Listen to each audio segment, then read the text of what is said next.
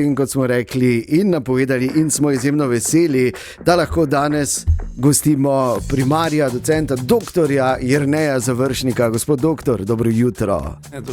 Dobro jutro in lepo pozdravljeni.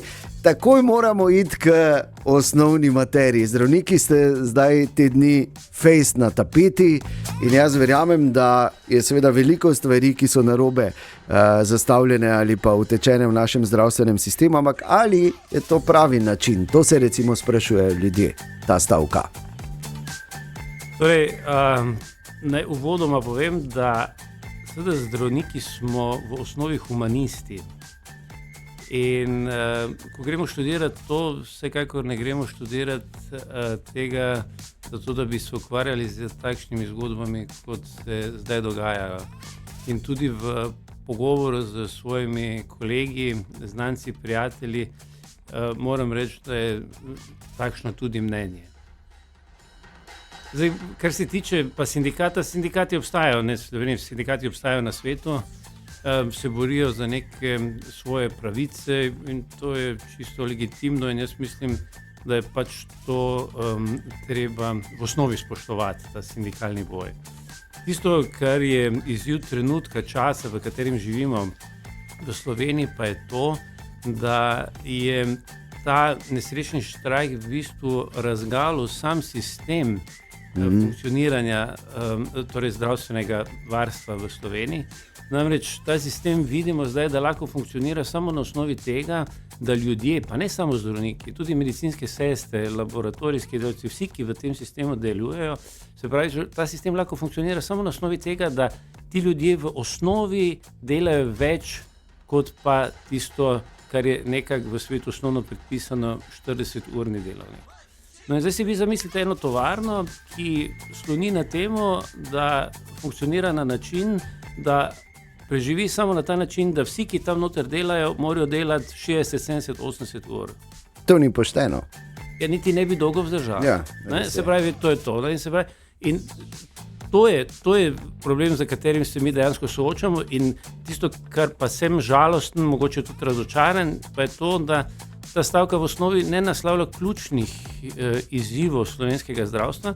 To pa je to, da bi se morali pogovarjati o kakovosti dela in pa morali bi se ukvarjati z učinkovitostjo dela. Mi namreč to moramo vedeti, mi danes še vedno se pravi funkcioniramo na principu uravnilovke, ne glede na to, človek dela, ne dela, koliko dela, kako kvalitetno dela, dobi praktično isto plačilo kot pa tisti, ki je res zavzet, ki se izobražuje in na nek način skrbi za to, da pač njegova stroka se razvija.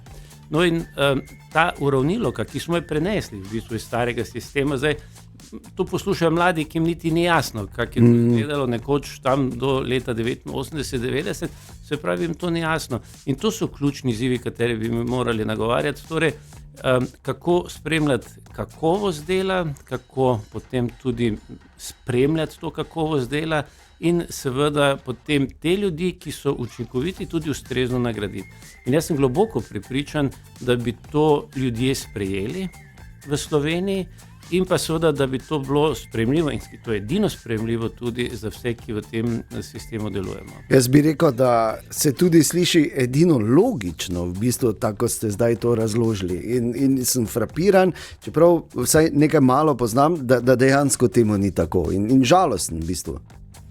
Glede, veste, ker se zdravstvo tiče, imamo še en fenomen v Sloveniji. Ne? Ker se zdravstvo tiče, ljudje od zdravstva pričakujejo vse takoj pa zastonj. In nažalost so ljudje tako vzgojeni, to ni zdaj nastalo čez noč.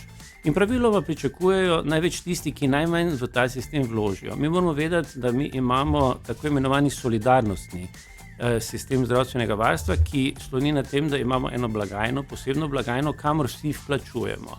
Plačujemo glede na prihodke in potem tam plačamo 1%.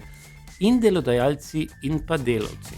In to je sistem tako imenovani Bismarck, torej kancler Bismarck je to zamislil leta 1893 in od takrat dalje mi funkcioniramo na osnovi tega sistema.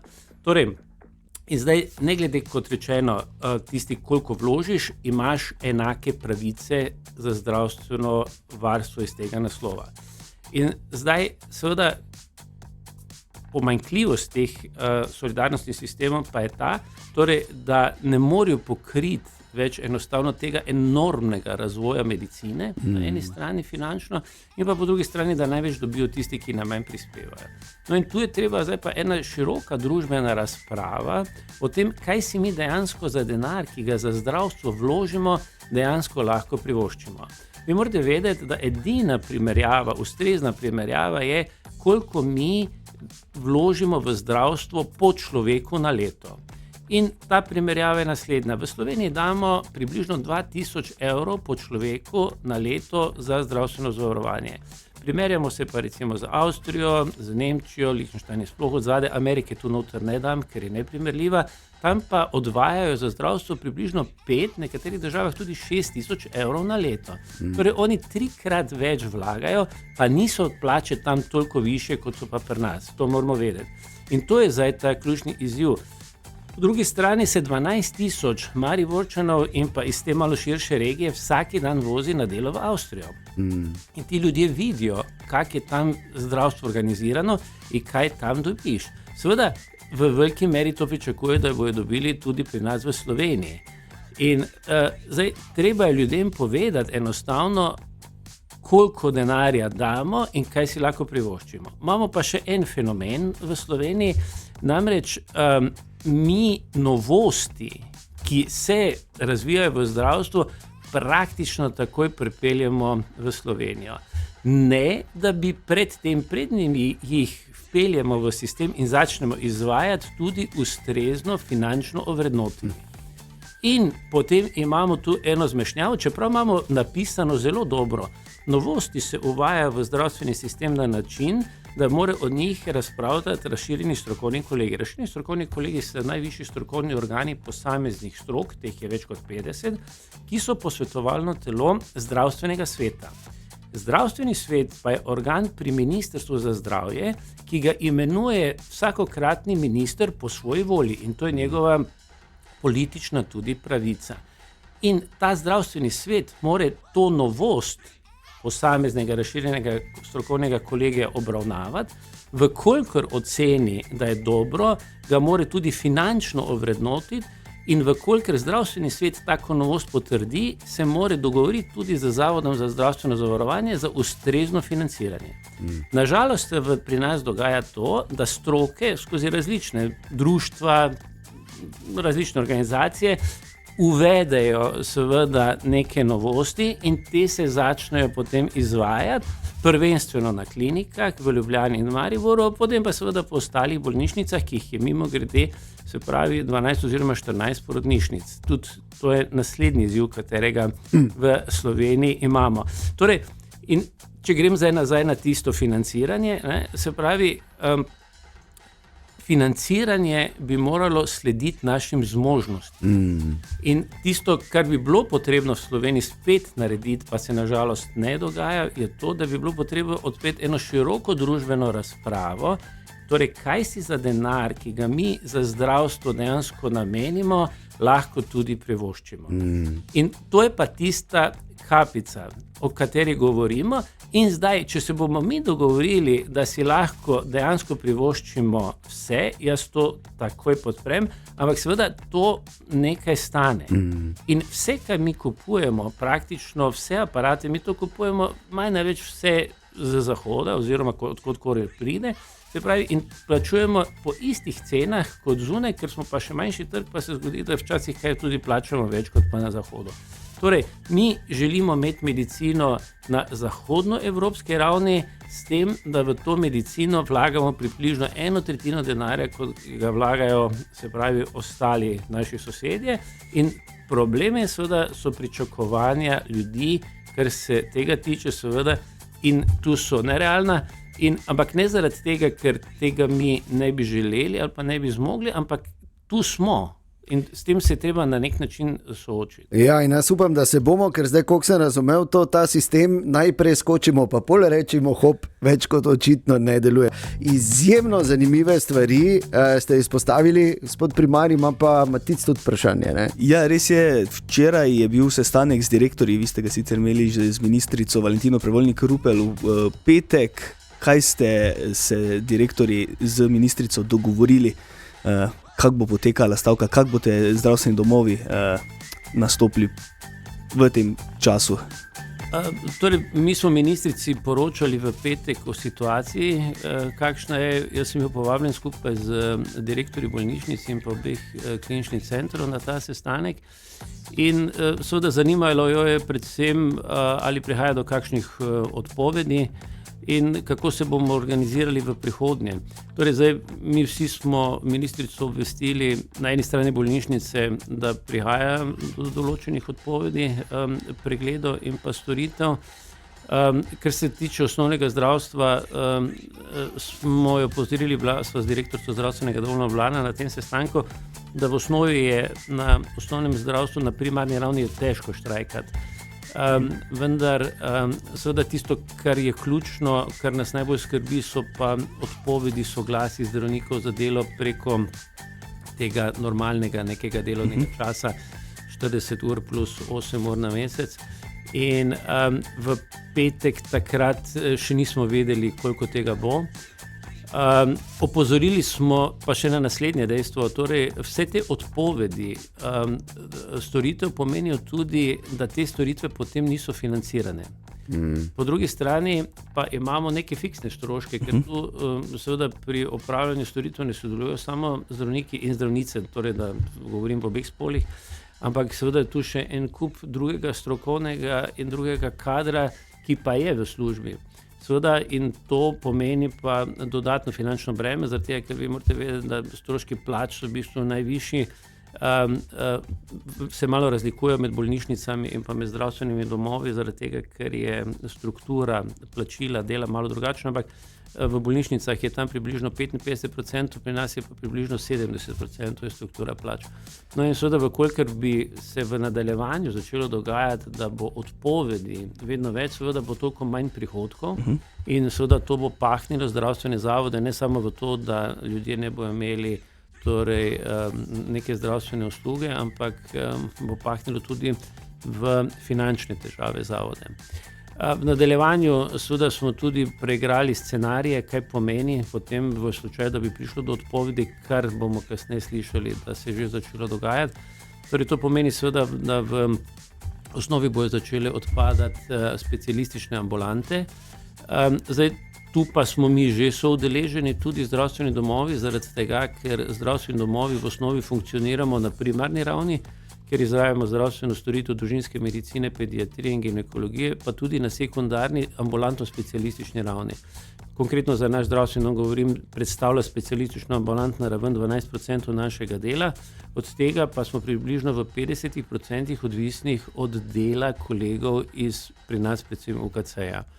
Vkolikor bi kolegi v UKC-ju torej omaknili svoje soglasje, bo normalno sledila reakcija, da bodo potem tudi prepovedano torej soglasje za delo zunaj zavoda, kar pa pomeni, da naše ambulante ne bo funkcionirale. Moram pa vedeti, da to niso samo plačniške ambulante, ampak da so to ambulante, ki so plačene prav tako s strani Zavoda za zdravstveno zavarovanje Slovenije, zaradi tega, ker mi to ambulanto širimo, več razlogov je zaradi tega. Prvič, mi smo prepričani, da je prihodnost medicine, se pravi v enem ambulantno-polikliničnem delu, ne v hospitalnem delu, ta obravnava torej pacientov in pa seveda na ta način želimo ponuditi pacientom vse na enem mestu.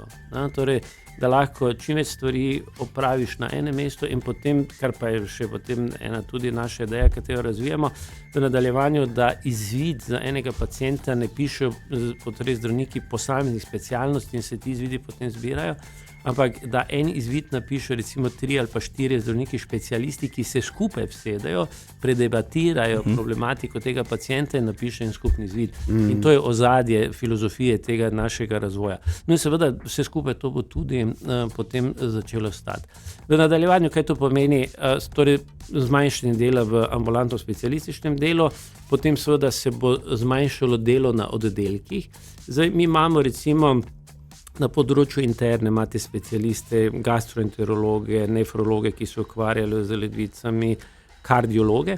Seveda, to se bo začelo krčiti in ta subspecialistična dejavnost se bo skrčila na eno splošno internistično dejavnost. Torej ne bo več tako visoko strokovno specialističnih obravnav, ampak se bo to zožilo na eno bolj splošno obravnavo in v nadaljevanju, če bi se to še zaostrovalo, praktično bomo prišli na delo v urgentnih ambulantah.